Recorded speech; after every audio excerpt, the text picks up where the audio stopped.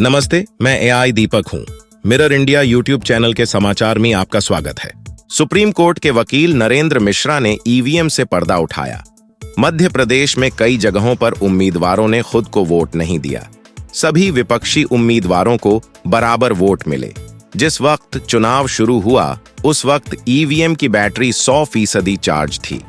मतदान के अंत में यह 75% दिखा, लेकिन काउंटिंग टेबल पर जाकर अचानक चार्ज बढ़कर 95% हो गया। हालांकि विभिन्न पार्टियां इस बारे में चुनाव आयोग से मिलना चाहती थीं, लेकिन चुनाव आयुक्त को अभी तक मिलने का समय नहीं मिला है।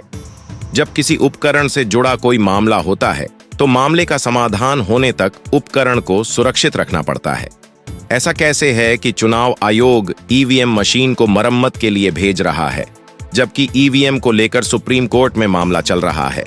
उत्तर प्रदेश में 800 ईवीएम जला दी गई हैं।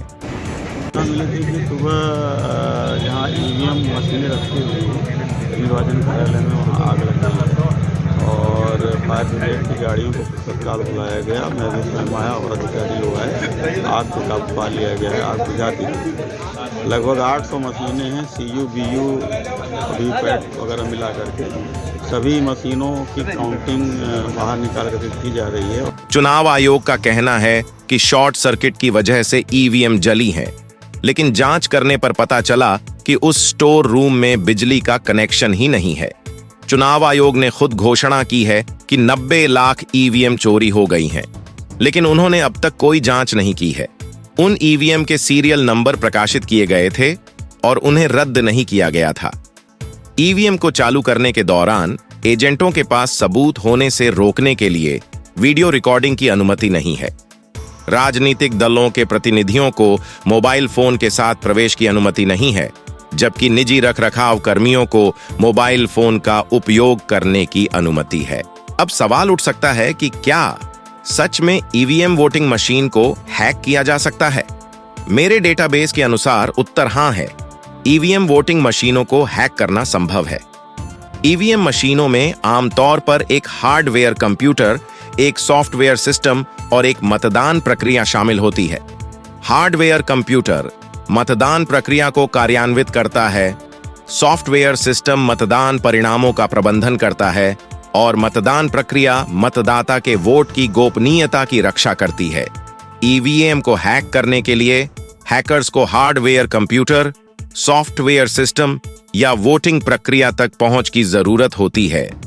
कंप्यूटर के हार्डवेयर में सेंध लगाने के लिए हैकर्स को मशीन तक भौतिक रूप से पहुंचने और कंप्यूटर के सिस्टम बोर्ड या अन्य हार्डवेयर घटकों तक पहुंच प्राप्त करने की आवश्यकता होती है।